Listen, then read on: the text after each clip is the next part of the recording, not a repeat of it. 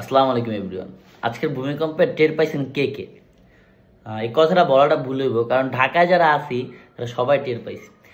একটা সময় আমরা দেখতাম ভূমিকম্প হয় কিন্তু কেউ টের পাইতাম না।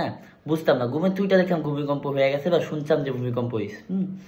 বাট আজকের ভূমিকম্পটা ছিল একটা অ্যাডভেঞ্চার। আপনি একটা জিনিস ভাবেন, আপনারা কখনো ভূমিকম্প দেখেন না, কোনো গল্প আপনার ছেলে মেয়েকে বলতে পারতেন না। যারা 2004 থেকে বা 2002 থেকে জন্ম হয়েছেন তারা কোনো সময় এরকম বড় ভূমিকম্প পান নাই। ওই দেখেন যে উপরে দেখা যাচ্ছে, মেবি দেখতে পারতেছেন উপরে ওই দিকটা ভাঙ্গা পড়ছে। আপনি জাস্ট থিঙ্ক করেন একটা বিল্ডিং কতটা, মানে কি জোরে ভূমিকম্প হলে একটা বিল্ডিং কিছুটা ভাঙ্গা অংশ ভাঙ্গে গেছে, আমাদের বাসার নিচে পিলার ভেঙে গেছে। তো এই জিনিসগুলো আমাদের জন্য ভালোই হয়েছে, কারণ কি জানেন, লাইফে তো বড় হওয়ার পর তো ছেলে মেয়েকে কিছু শোনাইতে হবে না কোনো গল্প। এই একটা গল্প পাইলাম, বুঝছেন? এই গল্পটা কি করতে পারবো, ছেলে মেয়েরা শোনাইতে পারবো। হ্যাঁ, তো আমার মতো কে কে ভূমিকম্পটা মনে করেন পাওয়ার পরে খুব আতঙ্কে ছিলেন, আর কে কি অবস্থায় ছিলেন দেখার পরে? আমরা মনে করেন আমি আর আমার বড় ভাই এক রুমে শুয়ে থাকি, মানে এক রুমে ঘুমাই।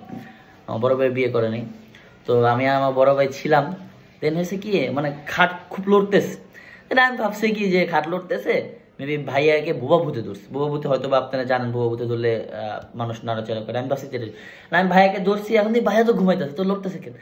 ভাই মনে কর এর মধ্যে দেখলাম আম্মু দৌড়ে আসলো যে ওটো টোটো তোর নিচে নিচে চল। আম্মু দেখলাম আমাদের টাইম না নিয়ে, মনে করেন আমি শর্ট পরা ছিলাম, ভাইয়া লুঙ্গি পরা ছিল।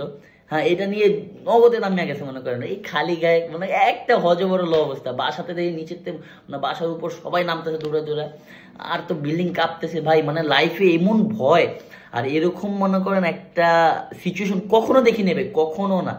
ভাই আমাদের পিছনের বিল্ডিং মনে করেন আমাদের বিল্ডিং এর সাথে লাগিয়ে গেছে। দেন হলো পাশের বিল্ডিং অনেকটা ক্লোজ আইসা পড়ছে, মানে হেলা পড়ছে। এরকম সিচুয়েশন কখনো দেখিনি। বা আল্লাহ আমাদের সবাইকে হেফাজত করুক। আর কে কে কি অবস্থায় ছিলেন একটু কমেন্ট করে জানেন। মা যে দুনিয়ার কত বড় একটা নিয়ামত, এটা আজকে আবার আমরা বুঝতে পারছি। কারণ কি, একটা জিনিস দেখেন, এরকম একটা সিচুয়েশনে আমি আমার ভাই দুজনে বুঝতেছিলাম না কি করব। দুজনে জড়ায় ধরে দুজনে মনে করেন খাটের নিচে যাবো না, কি করবো বুঝতেছিলাম না। বাট কি করলো, আমার আম্মু আসলো। আয়সা আগে বলে বলবো বেরো বেরো বেরো বেরো, মানে আপনি একটা জিনিস ভাবেন, আম্মু নাকি মানে দুধ কাটতেছিল যে করবে, চা বানাবে। তো আম্মুর মাথায় ওই সিচুয়েশনে যাচ্ছে আমাদের কথা ভাবছে, আর আমরা আম্মুর কথা কিন্তু একবারও ভাবিনি। তাহলে মানে ছেলে মেয়েই মা বাবা মনে করেন সবসময় আমাদের নিয়ে চিন্তা ভাবনা করে। মা দুনিয়ার একটা বড় নিয়ামত ভাই। থ্যাংক ইউ ভাই, থ্যাংক ইউ। আর কে কি অবস্থা কমেন্ট করে জানাবেন অবশ্যই।